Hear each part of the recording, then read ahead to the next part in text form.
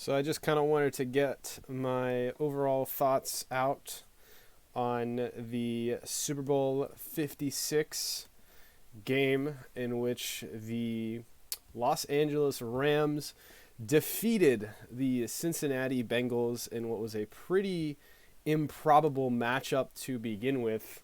23 to 20 was the final score. It was a very close game, and in my opinion, I think it was a pretty solid game in totality. Was it as good as the Patriots Eagles Super Bowl from a year or two ago, or the Falcons Patriots Super Bowl? No, I don't think so. But certainly better than the Seahawks Broncos Super Bowl or the Panthers Broncos Super Bowl. So, I think it was still a good game, but I think there were a lot of little interesting characteristics or like I guess storylines going into it. And because I was thinking about it before the game, right? Because you have two franchises who I hate to call them lowly franchises, but the Rams, they do have a Super Bowl now too, but they did have a Super Bowl in their past. But still, everybody. They're a bit of a punching bag for having one of the smallest fan bases in the league. And the 49ers outshowing them in the NFC Championship despite it being at home, and how there wasn't really much of a home field advantage despite the Super Bowl being in LA. And then on the flip side, the Bengals are probably one of the more perverse, poverty-stricken franchises in the NFL. Obviously, they went almost 30 years or over 30 years, 31 years without winning a playoff game.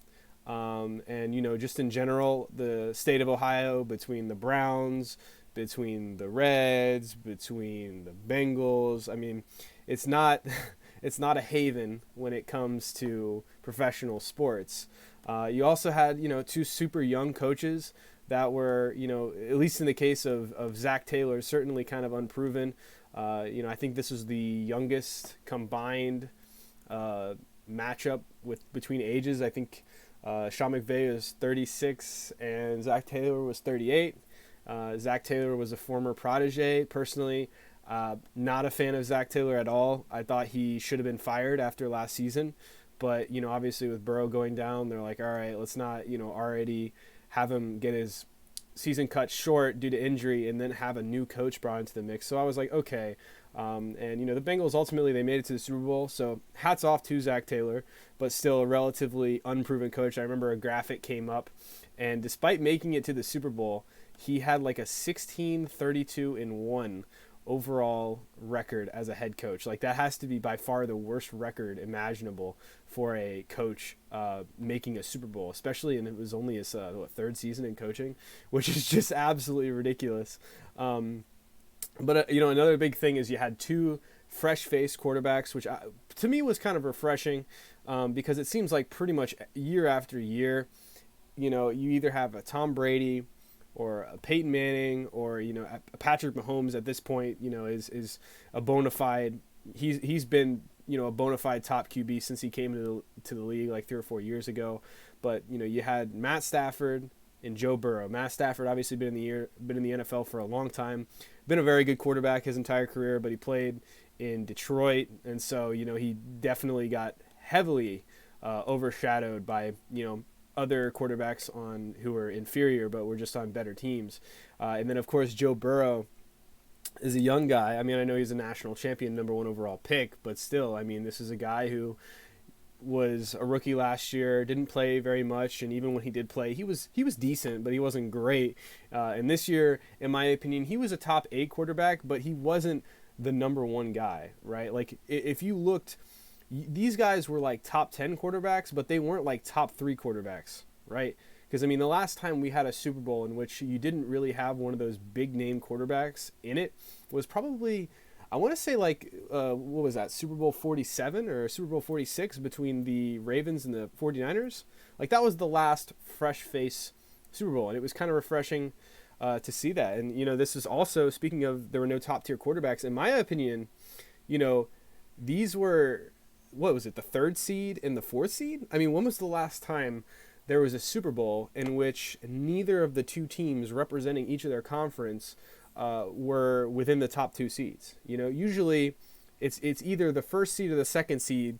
At least one of them is there. You might have a wild card team in there, like last year. But I mean, the Chiefs were the one seed last year, and the Bucks were the fifth seed or the sixth seed, right? Like every year, at least one of the teams representing each conference is one of the top two seeds. But neither of these teams, were fantastic in the regular season. The Rams did win 12 games, but they weren't dominant like the Packers. They weren't dominant like the Chiefs or the Titans, where they were 3 years ago would have gotten a first round bye. And also, I mean, neither of these teams, if you want to go back and look through, had really dominant performances. I guess you could say the Rams did have a pretty good showing against the Cardinals. That was kind of a beatdown. Now that I kind of think about it, but I mean, especially if you want to look at the Bengals, I mean, you say what you want, but they won their previous 3 playoff games by a combined 13 points. They beat the Raiders by a touchdown. They beat the Titans with a game-winning field goal, and they beat the Chiefs with a game-winning field goal. So I mean, this was not a dominant. These were not the two best teams in their respective conferences. And I was talking to a friend of mine after the Super Bowl, and he's a Packers fan, I'm a Bills fan, and obviously it's all bullshit now, water under the bridge. These teams were in the Super Bowl, our teams weren't in the Super Bowl, but I remember both of us kind of coming to the agreement that, like, man, the Packers and the Bills are better than these two teams that are in the Super Bowl. All right, straight up. Obviously, the Bills and the Bengals didn't play this year, but the Packers did play both of these teams, and they beat both of these teams outright. So, there's something to be said there. And, ultimately, though, they got the job done. Say what you want about the Rams. They did beat Tom Brady. They did beat Kyler Murray. They got to play Jimmy Garoppolo in the NFC Championship game, but still they won all 3 games. Neither of these teams were a top seed, therefore neither of these teams got to skip out on Wild Card Weekend. So all of these teams played 4 playoff games, which is pretty impressive. And so shout out to these two teams. But the game itself, if you were to tell me that neither of these teams would surpass 350 total yards of offense, I would have been kind of shocked, because I wasn't expecting an offensive shootout.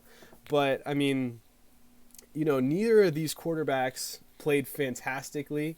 If I had to pick which one played better, I mean, Stafford did throw 3 touchdowns, but he also threw 2 interceptions. Burrow, I mean, he played well enough to win. He didn't make any mistakes, but if you look and see what had happened to him throughout the game, I mean, he only threw 250 yards and a touchdown.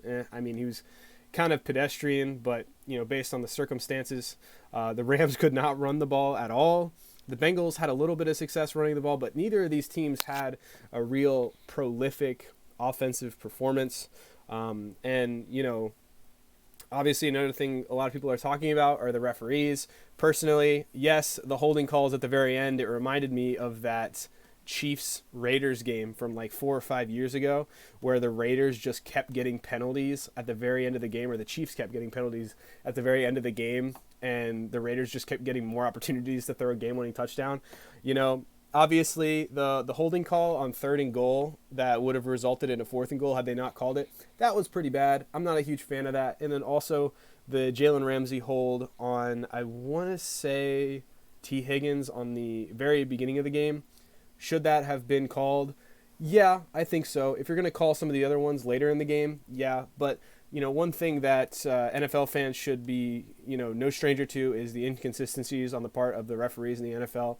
It's been an issue for a long time, and it'll probably always be an issue just because, when you have, human beings calling out errors in the game. I mean, human error is a thing, all right? You don't have to be a psychologist to know that humans are imperfect. They will make mistakes.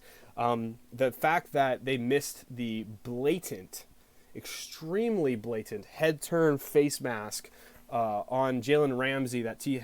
Higgins scored a 75-yard touchdown to, I can't believe they missed that. And to me, that's why I think the penalties do offset, because I mean, that takes a touchdown off the board completely, 75-yard touchdown, and it backs them up. It would have been like 1st and 25, or it might even been half the distance to the goal because they were backed the hell up. So honestly, yeah, the holding penalties at the end, they were kind of bad. But, I mean, that OPI literally would have taken a whole touchdown off the board. And the Bengals they were not the most overpowered offense in the world. So, that one touchdown that got taken off the board, I mean, that would have been substantial because they were having a hard time moving the ball big time. So, yeah, I think the penalties kind of offset. But, a big thing in this game is you had, in my opinion, if you're looking at the totality of the season, and I know a lot of people are going back and forth between quarterback, how can you say the best player in the Super Bowl is a defensive tackle when, the quarterback is the reason why most teams win or lose a game?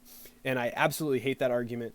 In my opinion, when you look at the best player on a team, you have to kind of look at their, impact on the game, yes, but also their level of play in comparison to their peers at the same position. Obviously, to say the best player on a team is a left tackle or something, I don't know about that. You know what I mean? But on the other side, if you're talking about a pass rusher or a defensive back, I think that holds more weight because, yeah, Aaron Donald is an interior defensive lineman. He's a great one, but I would probably take an above average quarterback. If I had to pick two players, and let's say I just get like some random placeholder or I get the backup of whoever, I trade out for, I would take Aaron Donald or I would take Matt Stafford over Aaron Donald because I would, happily deal with Aaron Donald's backup instead of Matt Stafford's backup if I had to have one or the other. But in my opinion, Aaron Donald is absolutely the best player on the field. Of all 106 men on both rosters combined, he is definitely the best player. He, in my opinion, is probably the best all-around player in the NFL, and the best defensive player in the league. You can make the argument for somebody like a TJ Watt, and I know he had a lot of sacks this year, but Aaron Donald is absolutely amazing. And, on the other side, the Rams also had the best offensive player in the league. I mean, Cooper Kupp had the greatest season in NFL history for a wide receiver. I just don't understand how you could possibly have a better season. Offensive player of the year, broke the record for most receiving yards in a season, Super Bowl MVP. I mean, literally, he did not. His worst game, I looked it up. His worst game, he still had like 5 or 6 catches for 60 yards, which, I mean, that's not like he disappeared. In just every game throughout the playoffs, he had an impact. And I'm pretty sure in that game where he only had like 60 yards in regular season, I think he still had a touchdown. So, like, he is absolutely amazing. And, I think it goes to show that these two legitimately were the best players on their respective teams and in the league, on their side of the ball, because guess what? Those were the two players that showed up. Aaron Donald was the most impactful defensive player in the game. Cooper Kupp, in my opinion, was the most impactful offensive player in the game. And it was kind of a toss-up between, who you wanted to and or could make the case for winning Super Bowl MVP. Ultimately, Cooper Kupp did win Super Bowl MVP, and I have no issue with that. At the end of the game, he really took over, and he was the reason why they were moving the ball down the field once Odell Beckham got hurt. And, you were kind of noticing it. If you watched the game, the Rams offense could not do shit. They couldn't run the ball. And outside of Cooper Kupp, Van Jefferson is a okay receiver, but he could not beat man coverage. And they were in trouble for a long point in the game. Once Odell got hurt, I mean, there was a long time between the third quarter and into the fourth quarter where just the Rams offense was just bad. And it was looking pretty grim. It really was. But once they finally wised up and were like, fuck it, we're going to give it to Cooper Kupp. I mean, that 7-yard end around on 4th and 1 late in the fourth quarter from like their own 30. I mean, you couple that in with the fact that he did have over 90 yards and 2 touchdowns, I can definitely see why you would give him Super Bowl MVP. On the flip side, Aaron Donald on that last drive, stopping Samaje Perine while having 2 guys trying to block you, tackling Samaje Perine, who's a big motherfucker, and holding him back on 3rd and 1 from getting that 1 yard to, get a new set of downs on what could be the game-winning / game-tying drive for the Bengals. I mean, that play in itself was absolutely amazing. And then the very next play, he ultimately is the one who breaks through. I don't know if they ruled it a sack or not. It looked like his knee may have been down. I don't know. I don't think they did. But on 4th and 1, he broke through, hit Burrow on the release, and he just kind of had to flutter it into no man's land. Pirine probably could have caught that, but it ended up going incomplete, and that was the game. So, I mean, you had on the two biggest drives of the game, and this is just amazing, and I love this when the best players on the field step up and they prove to you why they're the best players on the field, because part of it is being able to show up and perform in the brightest moments. Because Cooper Kupp on that last drive, obviously he caught the fade for the go-ahead touchdown, and then Aaron Donald, he presented why he is the best defensive player, and honestly maybe one of the best players active in the NFL right now, because he made his presence felt, and he had a huge impact on the game. And ultimately those two are the reason why they won. But obviously Bengals fans kind of upset and disappointed. I think the Bengals should, I don't really know how the Bengals fans should feel, because if you would have told me, or if you were a Bengals fan and you were trying to tell me that the Bengals were going to make the Super Bowl a year, like 1 year ago, in this season that we just had, I would have called you just, a trolling homer.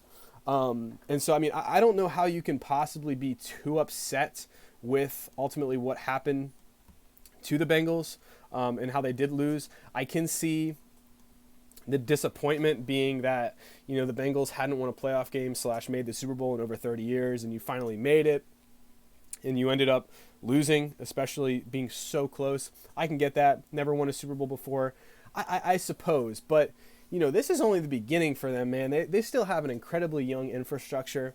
Their 1-2-3 punch between, or I guess their trio, their killer J's, if you will. I know there was the killer B's in Pittsburgh, but I mean, they're all three. You got JoJo and Jamar. All three of those guys are in their no older than like 25 or 26. So, I mean, you have a very bright future, and I think Bengals fans should not worry too much. I mean, they exceeded the hell out of expectations. This was Joe Burrow's first season starting. You guys finished 4-11-1 last year. Like, I mean, the fact that they made it all the way to the Super Bowl, they went 10-7. I mean, in my opinion, they had no business getting into the Super Bowl to begin with, and the fact that they almost won, I mean, it has to be a W. I know, there are 31 losers at the end of every NFL season, but I mean, I don't really care, and it factors into, once again, I said before that these were definitely not the two best teams in the NFL, and I still stand behind that. The Bengals are probably the 4th or the 5th best team in the AFC, maybe, because I mean, I look and I know that they beat them, but if you ask me, I still take the Chiefs.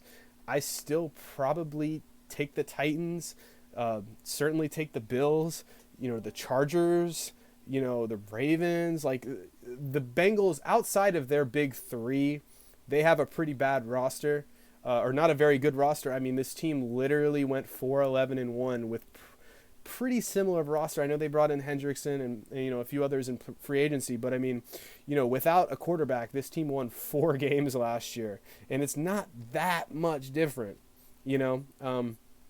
from last year to this year.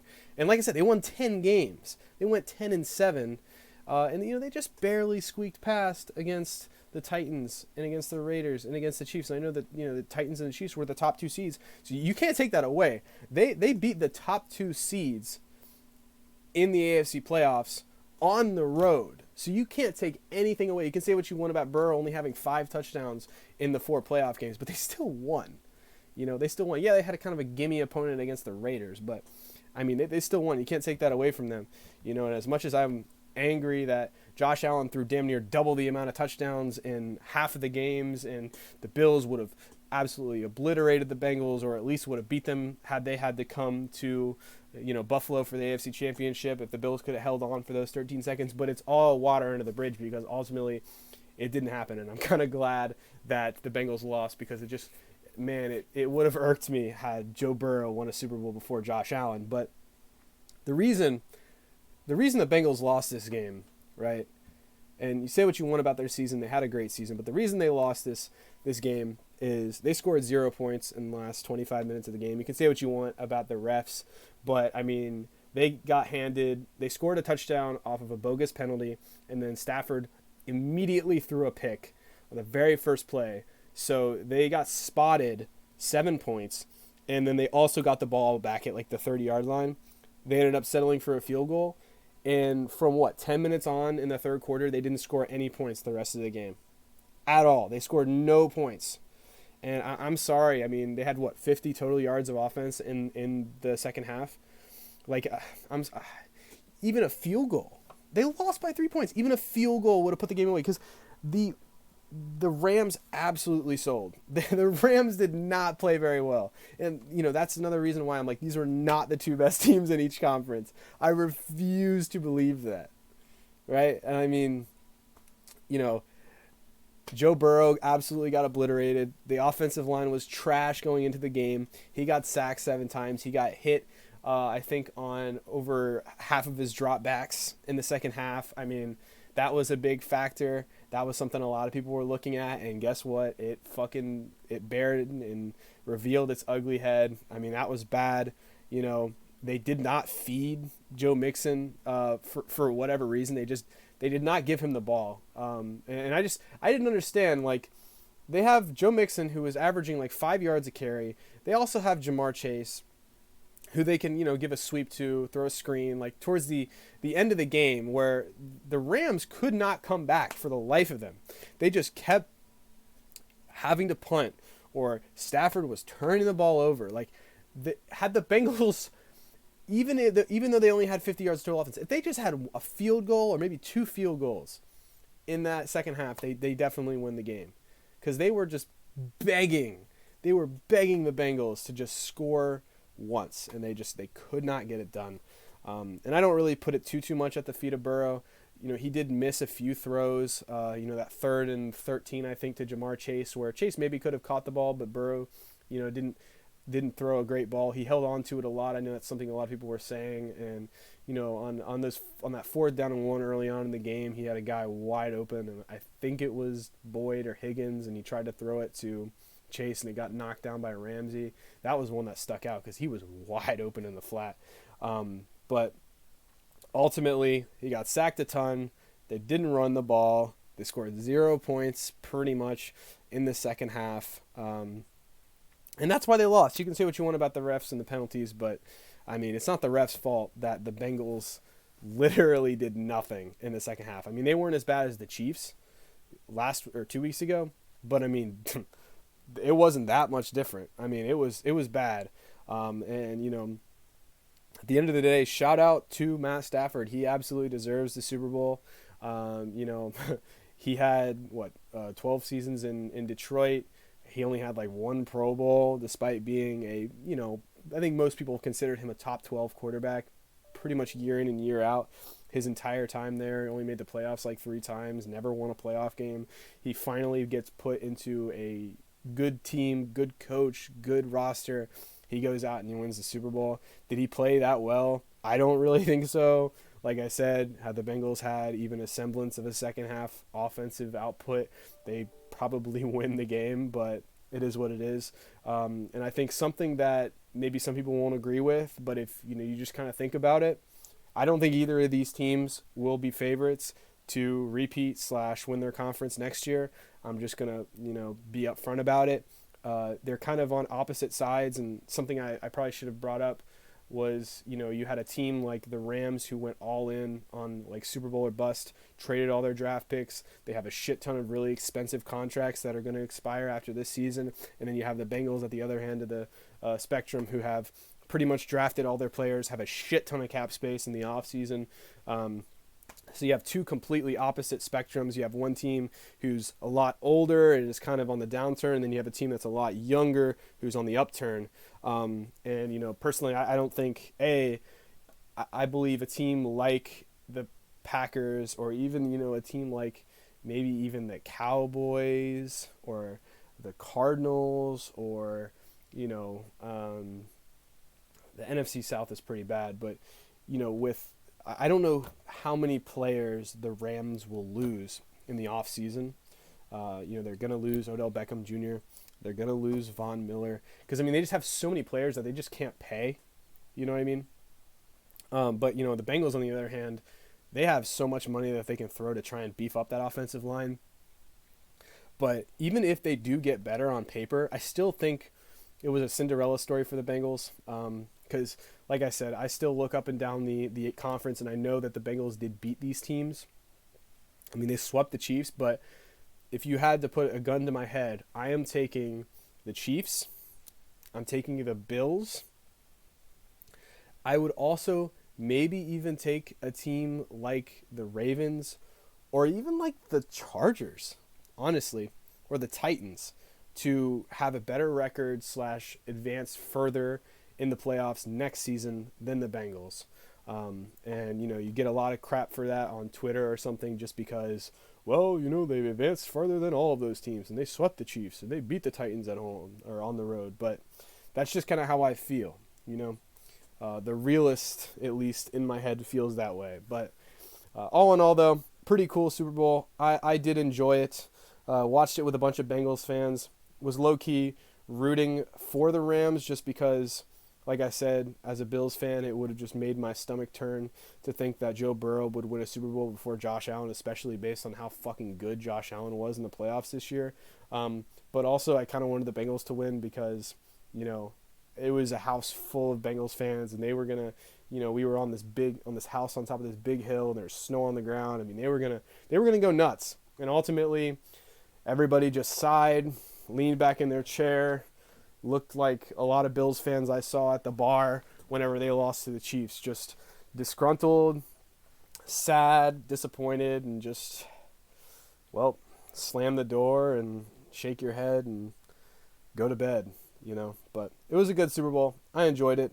And the 2021 NFL season was fantastic. The playoffs were amazing. The regular season was amazing. And that 17th game definitely made the season that much more enjoyable. And I cannot wait for the offseason. Can't wait for the draft. And I'm severely and definitely anticipating the 2022 season to be just as good, if not better, because my Bills will be back, and in my opinion, they are the AFC favorite next season.